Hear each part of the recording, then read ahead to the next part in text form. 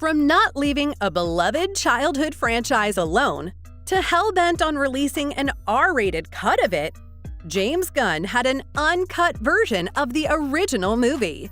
And here's what we know so far about Gunn's version of the cartoon. 90s kids practically grew up with Scooby-Doo, Where Are You? We know nothing except that one live adaptation of the original cartoon was released in 2002. That's it. But lately, everyone's been so hyped up about giving Scooby-Doo an adult version. I mean, wasn't Winnie the Pooh enough? Though the Scooby-Doo movie ended up giving critics a stomach flu, it's still considered a cult classic. But imagine James Gunn giving his spin to the iconic characters. Nope, I can't even imagine what he had in mind. But as someone who is a personal Scooby fan, I kinda came to like the original movie's casting. And no matter how many reboots we get, actor Matthew Lillard and actress Linda Cardellini will always be my Shaggy and Velma. But we also know Gunn, and I can tell for sure that the movie we got to see wasn't even what he must have originally intended. Turns out, Gunn has a very R-rated version of the movie that he wanted to show the audience. Yes, the R-rated version of the film exists, and it's everything that'd make your eyes pop out. The thing with turning a childhood classic into an adult version is that people simply hate it.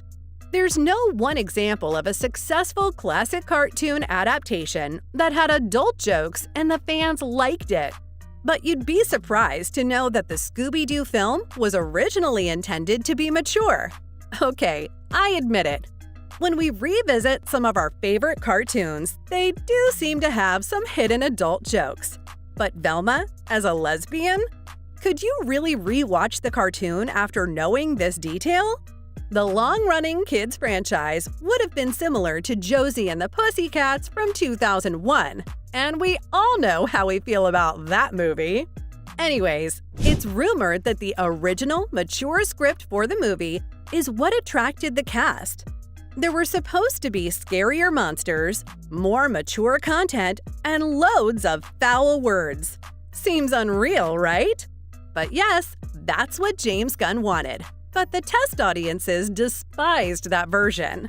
So, of course, just like most cinematic decisions are made for the audience's approval, they thought it was better to release a softer version of the movie. And thus, the original script was changed into the movie we now know today. To satisfy your curiosity, yes, the uncut version of Scooby-Doo still exists, but not many have seen it. And I would very much like to surprise you with more details about the uncut version. So, first things first. Fred and Daphne were perhaps everyone's favorite 90s cartoon couple. But did you know that their relationship in the movie was intended to be very different? Okay, I never really understood their dynamics from the cartoon. Were they dating or were they not? But I always rooted for them to be together. Just like I wanted Johnny Bravo to find true love. The power couple were all lovey-dovey in the original movie. But James Gunn wanted them to be more like friends with benefits. I'm just speechless as to how that would have turned out. Gunn's version of Fred was more like a superficial frat boy who only wanted to get physical with Daphne, while Daphne, on the other hand, didn't enjoy either. He could have easily made it as the most hated character in the film, but he was saved, thanks to the kids' version. But if James didn't want Fred and Daphne to end up together, then who did James Gunn wish to see as the film's couple? Drum rolls, Daphne and Velma! Yes, Gunn wanted to make a huge impact on cinema in general, and apparently the uncut version would have the two leading ladies ending up together. As we've all noticed, Daphne isn't that fragile girl from the cartoon in the movie. She has that badass vibe to her, and Gunn wanted to play with that even further. It was rumored that Daphne's character would be bisexual, and she'd eventually share a kiss with Velma, but nothing serious. But the uncut version ended up making a relationship out of the two ladies. It's hard to anticipate what the audience's reaction would have been over this if the R-rated version had come out. Speaking of which, even Velma's character was thought to be completely opposite.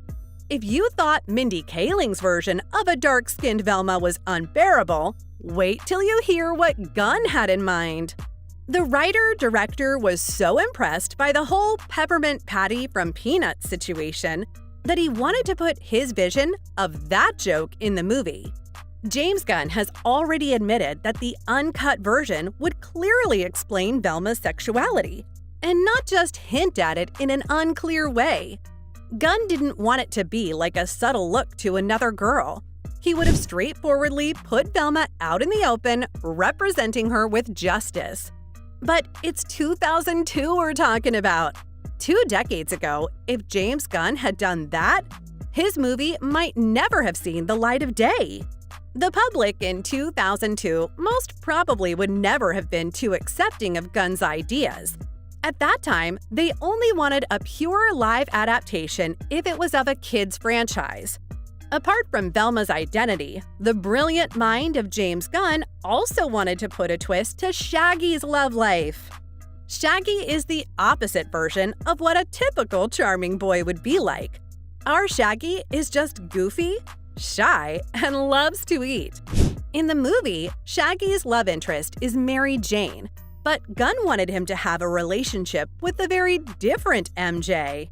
Actually, it's a long-running inside joke that Shaggy is a stoner, and that Scooby talking is just in his head. Gunn wanted to go deep into the joke and wished to show Shaggy smoking and such. And the name Mary Jane was used as a common nickname for Shaggy's favorite drug. So you can imagine where Gunn wanted to go with this.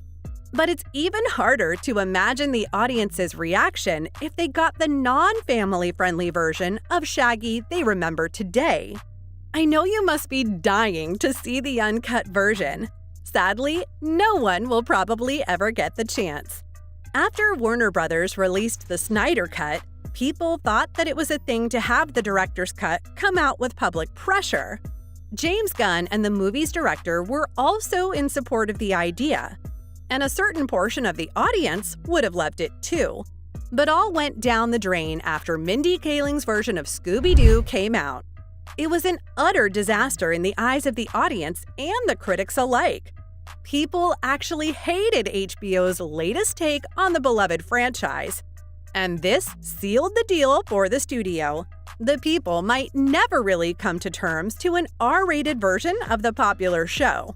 They don't want Velma and Daphne to end up together, and for Shaggy to be a druggie. I would love to see a slightly different live action of Scooby-Doo made today. But what did James Gunn and Mindy Kaling have in mind? Not so much.